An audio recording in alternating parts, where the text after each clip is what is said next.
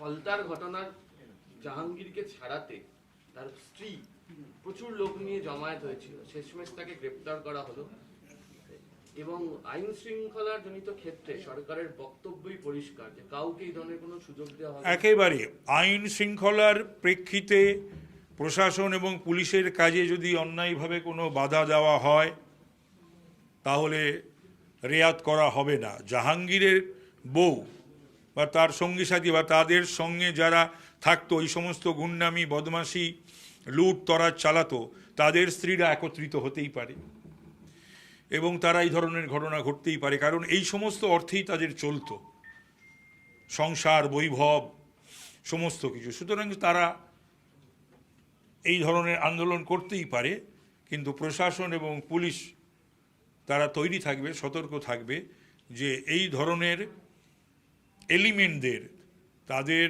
বন্ধু বান্ধব আত্মীয় স্বজন তারা যদি ব্যাহত করার চেষ্টা করে সরকারের কাজ, কঠোর হস্তে দমন করা হবে। আগের সরকার যেটা বলছেন যে বঙ্গভঙ্গ যেহেতু হয়ে গেছিল, তখন বাংলা ভাগ হয়েছিল, সেই যন্ত্রণার জন্য তারা পয়লা বৈশাখটাকে বেঁচেছিলেন।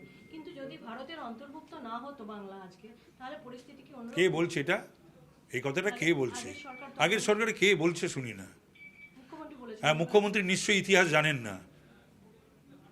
মুখ্যমন্ত্রী যে সমস্ত কিছু জানবেন, সব জানতে একটা ভাব আছে ওনার, এটা ঘটনা, কিন্তু উনি কিছুই জানেন না। সব কিছু গুলিয়ে দেওয়ার তুষ্টিকরণের জন্য তিনি এই কথা বলছেন বা এই রাজনীতি করেছেন। বা পয়লা বৈশাখকে বাঙালি, পয়লা বৈশাখ বাঙালির অন্তরের দিন, হালখাতার দিন, পুজো দেওয়ার দিন, উৎসবের দিন, আনন্দ করার দিন, এ বিষয়ে কোনো সন্দেহ নেই। কিন্তু পয়লা বৈশাখ পশ্চিমবঙ্গ দিবস নয়।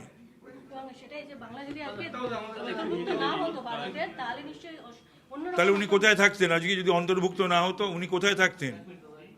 কোথাকার এমপি হতেন, কোথাকার এমএলএ হতেন, কোথাকার মুখ্যমন্ত্রী থাকতেন? এগুলো ওনাকে জিজ্ঞাসা করুন।